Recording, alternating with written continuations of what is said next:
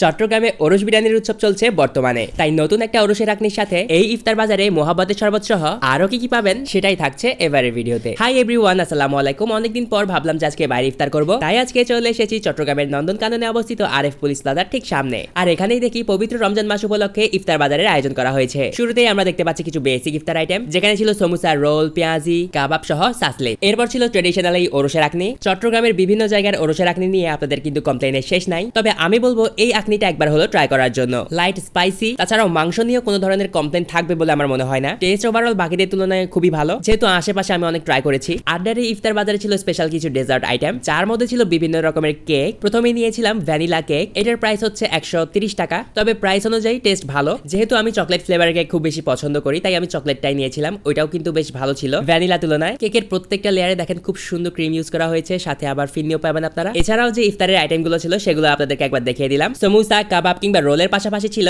মোহাব্বতের শরবত। শরবত ছাড়া তো রমজানে আমাদের একদমই চলে না, তাই আপনারা চাইলে এই মোহাব্বতের শরবতটাও ট্রাই করতে পারেন। আজকের ইফতার বাজার থেকে আমরা চেষ্টা করেছি সবগুলো আইটেমই মোটামুটি পার্সেল নেওয়ার, তবে আমি বারবারই সাজেস্ট করবো তাদের এই ওরস বিরিয়ানিটা, বিকজ অন্যান্য বিরিয়ানির তুলনায় কিছুটা লাইট স্পাইসি, সাথে মাংসের কোয়ান্টিটিও আমার কাছে বেশ ভালোই লেগেছে। এছাড়াও ডেজার্ট আইটেমে ছিল তাদের পুডিং।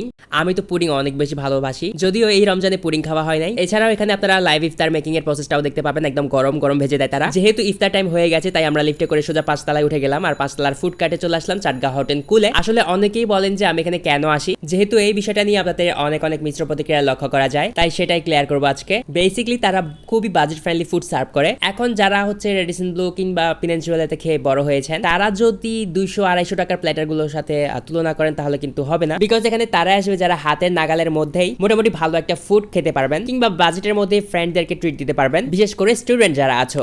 এখন ডেফিনেটলি যদি আপনি ভালো কোয়ালিটির খাবার চান, তাহলে অবশ্যই আপনাকে বাজেট বাড়াতে হবে, এটাই স্বাভাবিক। তো আমি খাওয়া দাওয়ার পর এখান থেকে আমি চিকেন ফ্রাইড অর্ডার করেছি।